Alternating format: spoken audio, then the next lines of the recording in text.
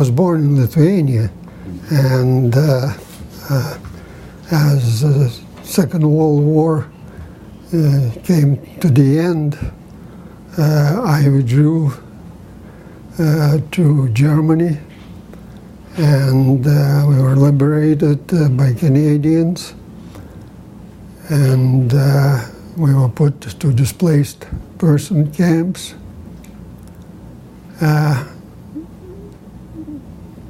Things were not too good in the displaced person camps, and after a year or two, I joined American labor service companies. Just before war started, they were deporting hundreds of thousands of people to Siberia. All teachers, anybody that had higher education or were, more wealthy, they were deporting the people. And so the second time when they were coming back, pushing Germans through Lithuania, it's again, instead of waiting to be deported to Siberia, many Lithuanians withdrew to Germany and later migrated all over the world. Many came to the United States. My father, as I mentioned, was deported and executed in Siberia, and my mother and my sister and brother and sister stayed in Lithuania. In 1950, I emigrated to the United States, arriving in July, I think, and came to East Chicago, worked American steel foundries, and in November I was called to within 5 months after you got there. Right. No, it's not quite 6 months. I think it's a couple of days, and took a little test. Since I didn't know English good enough at that time, I've been only 6 months in States. I sort of helped myself from my friend to fill out the papers, and so I was drafted. When I went to Camp Breckenridge to take a training, infantry training, the officers could not understand how could I be drafted. I didn't know the English enough. The war was going full blast already, and they needed replacements in Korea pretty badly. And I understand our group was the first draftees that came to Korea. There was infantry, training, and I was supposed to be, in infantry, and the only, since they needed heavy equipment operators, they assigned me to engineering battalion. When I arrived at the unit, they assigned me right away to a bulldozer, and the next morning,